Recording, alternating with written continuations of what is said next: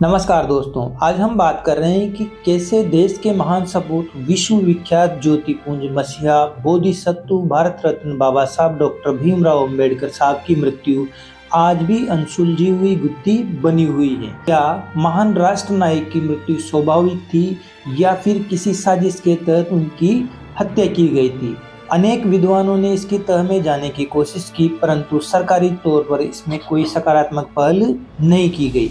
इसलिए बाबा साहब की मृत्यु आज भी रहस्यमयी बनी हुई है। 5 दिसंबर 1956 की रात्रि को बाबा साहब सामान्य थे और 6 दिसंबर 1956 की सुबह इस समाचार से देश सन्न रह गया था कि राष्ट्र निर्माता, संविधान रचयिता, मजलूमों के मसीहा डॉक्टर भीमराव अंबेडकर साहब नहीं रहे।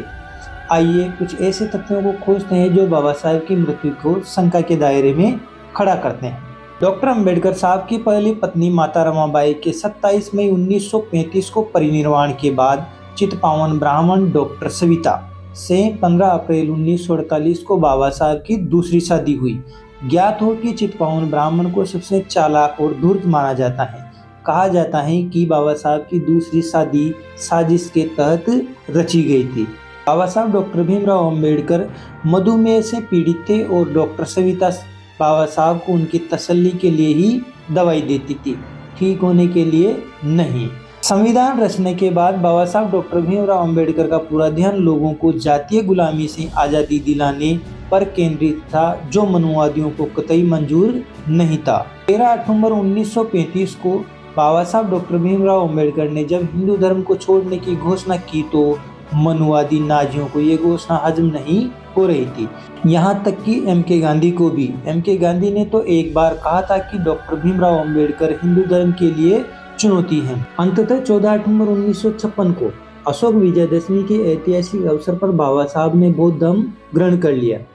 जातीय आधार पर वंचित, शोषित, प्रताड़ित, बहिष्कृत लोगों को संवैधानिक अधिकारों से संपन्न करने के बाद बोधिसत्व बाबा साहब का ये क्रांतिकारी कदम हिंदू धर्म के जातीय गुलामों को जातीय गुलामी से आज़ाद कराने के लिए मील का पत्थर साबित होने वाला था, जो शासक वर्ग को कतई बर्दाश्त नहीं था। इसके तुरंत बाद बोधिसत्व बाबा साहब ने नेपाल में विश्व बौद्ध सम्मेलन में भाग लिया और बौद्ध प्रतिनिधियों ने यह तय किया कि बाबा साहब के नेतृत्व में भारत को एक निश्चित समय में बौद्ध धर्म में धर्मांतरित कर दिया जाएगा, जिससे मनुवादियों में जबरदस्त हलचल पैदा हो गई।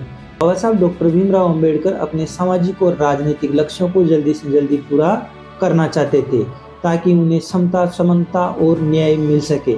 इसी कड़ी में 14 दिसंबर 1956 को मुंबई में भी धम्म दीक्षा का नागपुर की तरफ बड़ा आयोजन होने जा रहा था। बस यही क्रांतिकारी परिवर्तन विरोधियों को रास नहीं आ रहा था। 1 दिसंबर 1956 को बाबा साहब बौद्ध आर्ट ऑफ गैलरी देखने गए। 2 दिसंबर 1956 को उन्होंने अशोक विहार के समारोह में भाग लिया और लोगों से घुल मिलकर बातचीत की।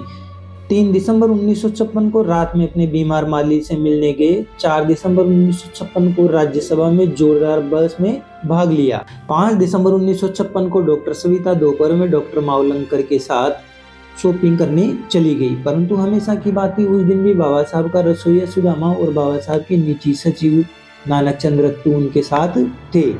डॉक्टर सविता की उनके प्रति लापरवाही से बाबा साहब बहुत ज़्यादा क्रोधित थे और जैसे ही डॉक्टर सविता शाम को आई तो बाबा साहब ने डॉक्टर सविता को बहुत बुरा कहा, जिससे डॉक्टर सविता बहुत ज़्यादा विचलित हो गई थी।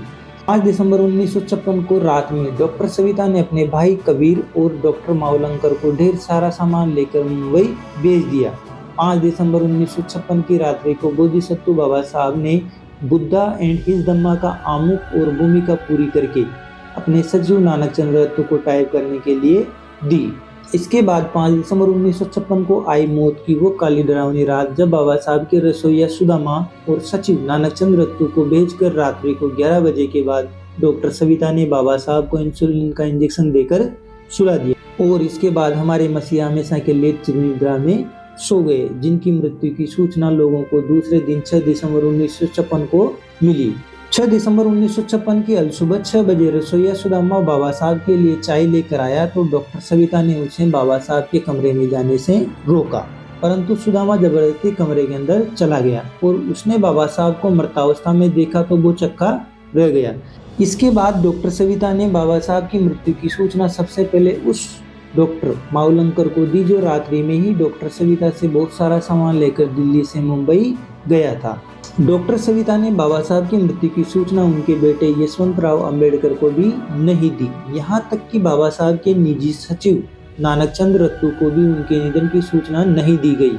इसके अलावा मुंबई की पीपल्स एजुकेशन सोसाइटी और सिद्धार्थ कॉलेज को भी बाबा साहब की मृत्यु की सूचना नहीं दी गई। गोपनीय सूत्रों से सूचना पाकर 6 दिसंबर 1956 को तत्कालीन प्रधानमंत्री जवाहरलाल नेहरू सर्वप्रथम बाबा साहब के बंगले पर आए और बाबा साहब के कमरे को सील करवा दिया। बाबा साहब के पुत्र यशवंतराव अंबेडकर ने तुगलक रोड पुलिस थाने में एफआईआर दर्ज कराई, परंतु उसके बावजूद बाबा साहब के शव का पोस्टमार्टम नहीं किया गया। बाबा साहब की मृत्यु के तुरंत बाद डॉक्टर सविता ने बाबा साहब द्वारा लिखी गई पुस्तकों हिंदुत्व के रहस्य तथा राम और कृष्ण की पहेलियों की प्रतियों को भी गायब कर दिया। डॉक्टर सविता बाबा साहब का दाह संस्कार मुंबई के बजाय सारनाथ में कराने की जिद करती रही ताकि मौत का रहस्य राज बना रहे। डॉक्टर सविता ने बाबा साहब के दाह संस्कार के लिए अपने पास पैसे होने से भी मना कर दिया था। बाबा साहब के पार्थिव शरीर को दिल्ली से मुंबई ले जाने के लिए हवाई जहाज का किराया 5000 रुपए देने से भी डॉक्टर सविता ने मना कर दिया था ताकि बाबा साहब के शव को मुंबई नहीं ले जाया जा सके। और अंततः उचित कार्रवाई के अभाव में लाखों अनुयायियों की गमगीन उपस्थिति में बोधिसत्व बाबा साहब का अंतिम संस्कार चैत्यभूमि दादर मुंबई में 7 दिसंबर 1956 को बनते आनंद कोसलियान ने बौद्ध परंपरा के अनुसार संपन्न कराया। बाबा साहब के दाह संस्कार से पूर्व ही 7 दिसंबर 1956 को सुबह 8 बजे ही डॉक्टर सविता दादा साहब बीके गायकवाड़ और WM गोडबोले को अपने पिता के घर ले गई और उन पर people's education society, Akhil Bharatiya अनुसूचित जाति संघ और बौद्ध संगठनों का अध्यक्ष बनाने का दबाव बनाने लग गई, जिन पदों पर बाबा साहब थे। डॉक्टर अंबेडकर साहब के पुत्र यशवंतराव अंबेडकर ने तत्कालीन राष्ट्रपति, प्रधानमंत्री और गृह मंत्री से मिलकर बाबा साहब की मृत्यु की जांच की मांग की। 16 दिसंबर 1956 को नई दिल्ली के डॉक्टर अंबेडकर भवन में भारतीय बौद्ध महासभा की ओर से 5 पृष्ठों के शोक संदेश में स्पष्ट लिखा गया कि बाबा साहब डॉक्टर भीमराव अंबेडकर की मृत्यु प्राकृतिक अथवा स्वाभाविक नहीं थी तथा उन्हें किन्हीं कारणों से सुनियोजित तरीके से मार दिया गया है, अतः उनकी मौत की उच्च स्तरीय जांच करवाई जाए। अखिल भारतीय अनुसूचित जाति संघ ने भी 1 जनवरी 1957 को डॉक्टर अंबेडकर की मृत्यु की जांच की मांग की। जनप्रतिनिधियों के साथ ही सैकड़ों लोगों ने धरने प्रदर्शन किए और सैकड़ों टेलीग्राम भेजकर भारत सरकार से बाबा साहब डॉक्टर अंबेडकर की मृत्यु की उच्च स्तरीय जांच की मांग की। भारी दबाव के बीच भारत सरकार ने दिल्ली पुलिस के DIG HC सक्सेना को बाबा साहब की मृत्यु की जाँच के लिए नियुक्त किया। तत्कालीन गृह मंत्री पंडित गोविंद वल्लभ पंत ने 26 नवंबर 1957 को लोकसभा को सूचित किया कि DIG की जांच के आधार पर यह सिद्ध हो गया है कि डॉक्टर अंबेडकर की मृत्यु स्वाभाविक थी। इसके साथ ही गृह मंत्री ने जांच रिपोर्ट सदन में रखने की मांग को भी अस्वीकार कर दिया। उसी दिन संसद में तत्कालीन प्रधानमंत्री नेहरू ने बताया कि प्रारंभिक जाँच रिपोर्ट के अनुसार बाबा साहब की स्वाभाविक मृत्यु हुई है और नेहरू ने भी अदालती जाँच बैठाने की मांग को नामंजूर कर दिया और प्रारंभिक जांच रिपोर्ट का खुलासा भी नहीं किया।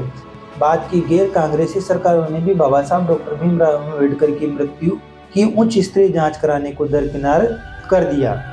5 दिसंबर 1956 को रात्रि को जब मैंने उनसे अपने घर जाने की इजाजत ली, तब मुझे उनके स्वास्थ्य में कुछ भी असामान्य जैसा नहीं लग रहा था। शंकरानंद शास्त्री ने अपनी पुस्तक बाबा साहब के साथ मेरी यादें में लिखा है कि इसकी पूरी आशंका है कि इंसुलिन की जगह सिर्फ पानी का इंजेक्शन लगाया गया हो और इसी कारण बाबा साहब की मृत्यु हो गई हो। पोस्टमार्टम जांच सवर्णों पर दलितों के हमलों को रोकने के लिए नहीं कराई गई। आगे लिखते हैं कि जब मैं रात को 11 बजे उनके पास से अपने घर गया, तब तक वो अच्छे भले चंगे थे और जब मैं बाबा साहब के निवास पर प्रातः 9 बजे पहुंचा तो मैंने उस महिला की आंखों में न तो आंसू और न पश्चाताप देखा। डॉक्टर DR जाटव अपनी पुस्तक डॉक्टर अंबेडकर व्यक्तित्व एवं कर्तृत्व में लिखते हैं कि मानवता का मसीहा उस रात 11 बजे सोया था और रात में वह किस समय परिनिवृत्त हुआ ये कोई नहीं जानता। पता नहीं उसे जहर दिया गया या जहरीली गैस कमरे में भर दी गई या फिर इंसुलिन की जगह कोई दूसरा इंजेक्शन लगाया गया। अर्थात उच्च स्तरीय जांच के अभाव में बाबा साहब की मृत्यु का रहस्य आज भी रहस्य ही बना हुआ है। काश बाबा साहब के साथ कोई अनहोनी नहीं होती और वो कुछ साल और जीवित रहते तो अपने सामाजिक और राजनीतिक लक्ष्य की पूर्ति कर जाते। अतः ये कहने में कोई अतिशयोक्ति नहीं है कि बोधिसत्व बाबा साहब डॉक्टर भीमराव अम्बेडकर साहब ने हमें सुखी, संपन्न, समृद्ध, सफल बनाने के लिए अपनी पत्नी और अपने बच्चों का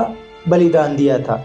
इसलिए तो हम कहते हैं कि वो थे तो आज हम हैं। वाकई हम लोग बाबा साहब, माता रमाबाई और उनके बच्चों के बलिदान के ऋणी हैं और इसलिए हम केवल उनके परिनिर्वाण दिवस पर ही नहीं बल्कि हर दिन, हर पल महामानव बाबा साहब को हृदय की गहराइयों से अपने श्रद्धा सुमन अर्पित करते हैं।